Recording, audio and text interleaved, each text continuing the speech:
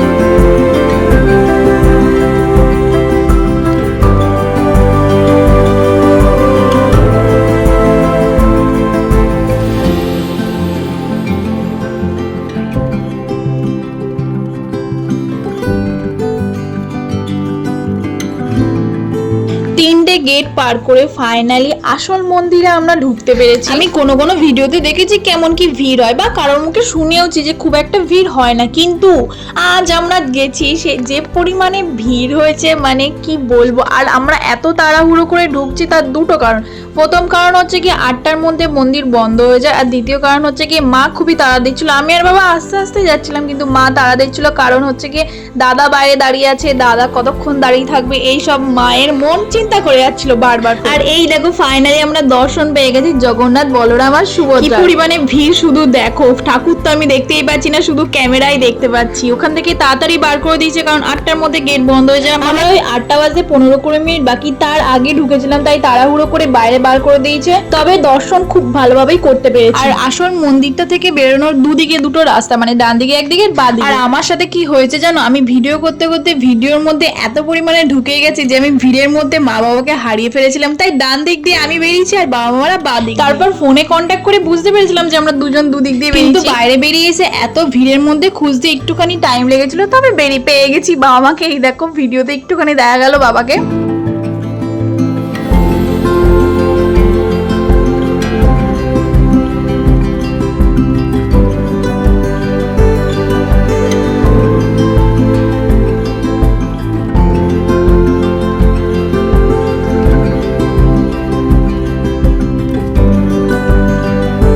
এই দেখো মা জানি না কোন ভিডিওতে দেখেছে যে প্রসাদ পাচ্ছিল, তো অনেকক্ষণ ধরে আমাকে বলে যাচ্ছিল আমরা কি পাবো না, প্রসাদ কোথায় পাওয়া যায় কে জানে, বারবার বলেই যাচ্ছিল যদি একটু প্রসাদ পেয়ে যাই খুব ভালো হতো। আর দেখো শেষমেশ ভগবান মায়ের ইচ্ছেটা পূরণও করে দিল। ওই যে একটা কথা আছে না, যদি মন থেকে কোনো কিছু চাও সেটা তোমাকে ভগবান ঠিক দিয়েই দেবে। এই যে এটা হচ্ছে কি একদম বেরোনোর গেটের সামনে দিয়ে, এই দেখো কত ধরনের ফুল গাছ, এগুলো হয়তো দিনের বেলায় আরো সুন্দর লাগতো। তো মন্দির থেকে বেরিয়ে আমরা সোজা চলে এসলাম সমুদ্রের ধারে, একটুখানি বসে হাওয়া খাবো আর কিছু কেনাকাটি করবো বাড়ির জন্য, মানে বোনদের জন্য। কিন্তু সমুদ্রের ধারে এসেও দেখি বসবো কোথায়, বসার তো একটু জায়গায় নেই, কোথায় বসে আমরা হাওয়া খাবো। দাদা তো অফিসের ট্যুর হিসেবে এখানে অনেকবারই এসেছে, তো তাই বলছিল যে এখানে অন্য টাইমে মানে আগে যখন আসতো দাদা তখন নাকি এগুলো সব ফাঁকা থাকতো, মানে ফাঁকা থাকতো মানে অল্প আধটু ভিড় থাকতো, এত পরিমাণে ভিড় কখনোই নাকি দাদা দেখেনি। দাদা দেখেও হা হয়ে গেছে এত পরিমাণে ভিড়। এই যে এখানে মা বাবা একটু বসার জায়গা পেয়েছিল, তাই মা বাবা বসেছিল আর আমি আর দাদা বেরিয়েছিলাম কেনাকাটি করতে।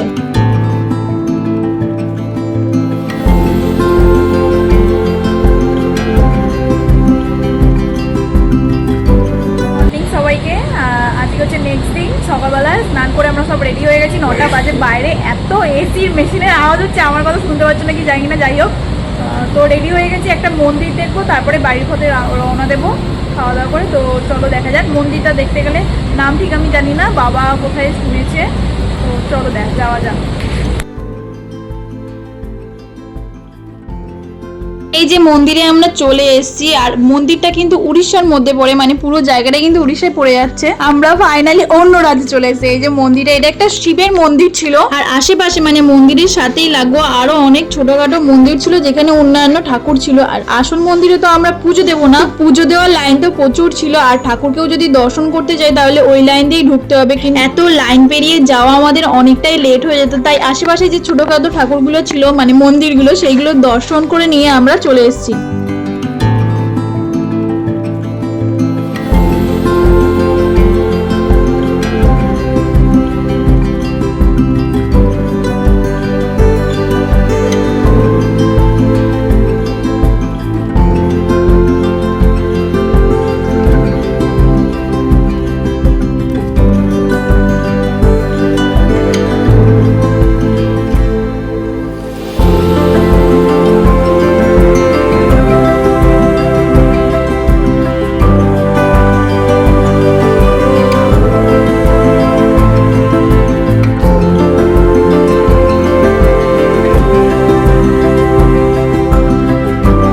গেছিলাম তো প্রচন্ড পরিমাণ গরম নিয়ে, কিন্তু ফেরার পথে এত সুন্দর বৃষ্টি হচ্ছিল, দেখে তো সুন্দর লাগছিল, আর ঠান্ডা ঠান্ডা পরিবেশ নিয়ে চললুম বাড়ির পথে।